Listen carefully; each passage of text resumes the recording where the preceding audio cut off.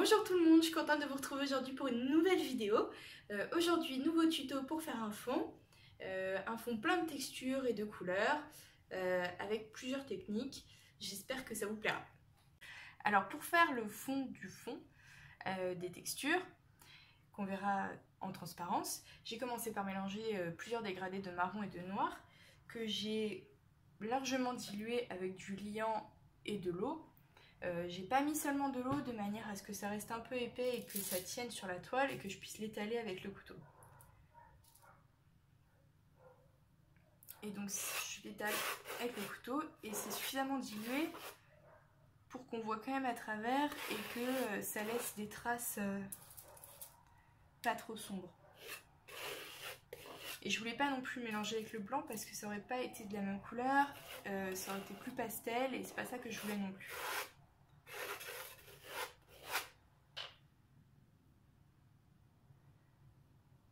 Donc voilà ce que ça donne, le liant avec de l'eau.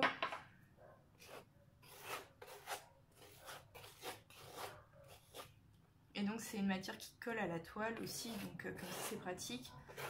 Plutôt que de mettre de l'eau et de prendre le risque qu'il y ait trop d'eau et que ça se décolle, c'est mieux d'utiliser ça. Ou n'importe quel médium.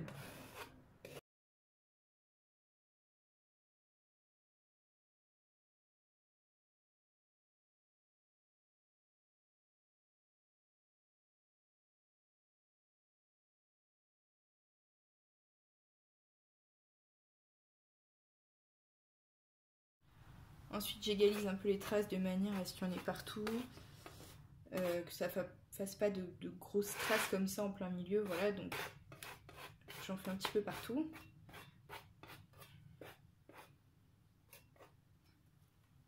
Et je dirais que rien que ça fait un fond tout à fait acceptable, hein. Ça dépend de ce que vous voulez faire, vous pouvez mettre n'importe quelle couleur, ça fera déjà un bon fond. Mais je vais quand même rajouter d'autres trucs par-dessus pour vous montrer qu'on peut faire plein de choses avec. Alors une fois que c'est bien sec, je vais mettre de la peinture. Et ensuite je vais passer un pinceau avec du médium ou de l'eau pour l'étaler un peu.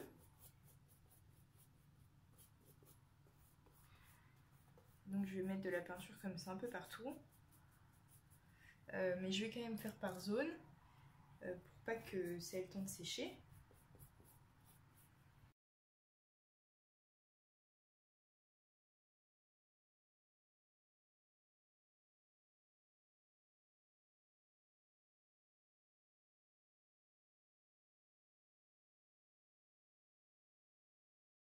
Ensuite, donc c'est pour ça que je vais le faire par zone, pour pas que ça sèche, je vais mettre de l'eau et attendre 2 minutes que les pigments se décollent de la toile. Et ensuite je passerai du sopalin par-dessus pour décoller la peinture. Donc ça décollera seulement là où il y a de l'eau.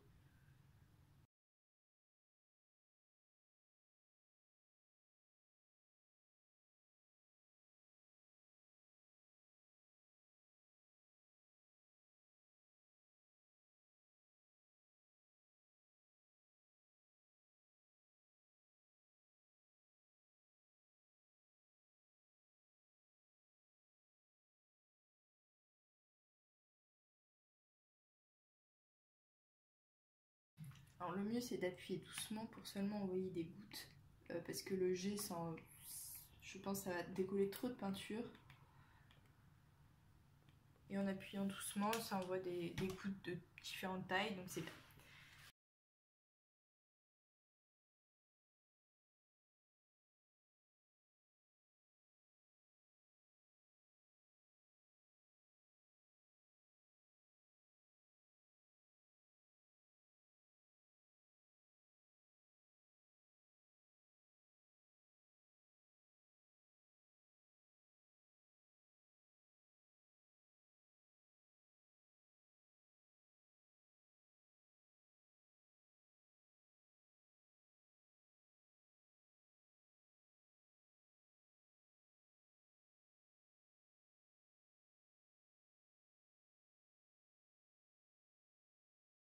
Alors si c'est un peu trop séché au début, vous remettez un peu de goutte et puis ça va redécoller la peinture le temps de finir la toile, c'est pas grave.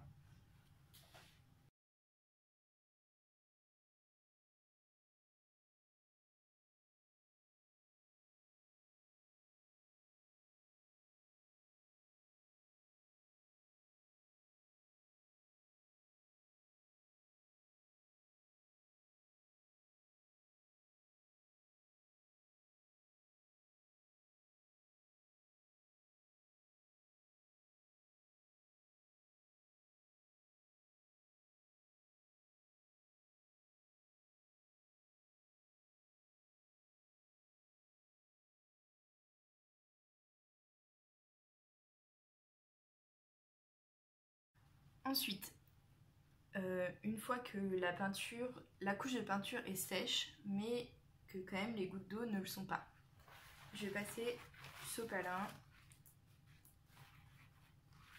sur les gouttes. Et donc ça laisse apparaître en transparence ce qu'il y avait dessous.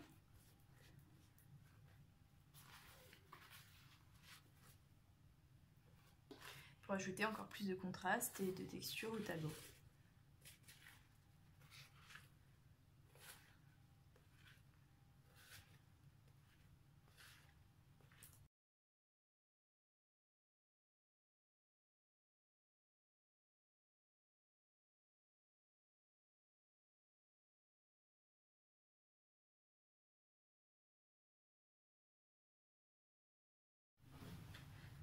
Alors ensuite, vous pouvez rajouter un peu de peinture là où ça manque, puisque de toute façon, le fond est...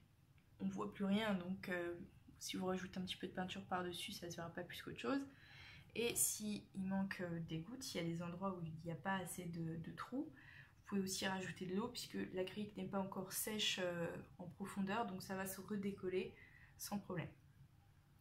Il faudrait juste laisser l'eau agir, décoller les pigments pendant 2-3 minutes pour que ça marche. Alors voilà ce que ça donne. Évidemment, de toutes les couleurs, c'est toujours joli. Mais j'aime bien quand même la technique de décoller la peinture comme ça avec les gouttes d'eau. Ça rend souvent bien, ça donne de la texture. Vous pouvez aussi faire des gros giclées d'eau, ça marche pareil. Et aussi la technique du couteau en dessous avec la peinture très diluée qui peut servir de fond à elle toute seule. J'aime bien faire ça aussi. Voilà, c'est tout pour aujourd'hui. N'hésitez pas à poser toutes vos questions, à vous abonner si ça vous a plu. Et on se voit bientôt pour une nouvelle vidéo.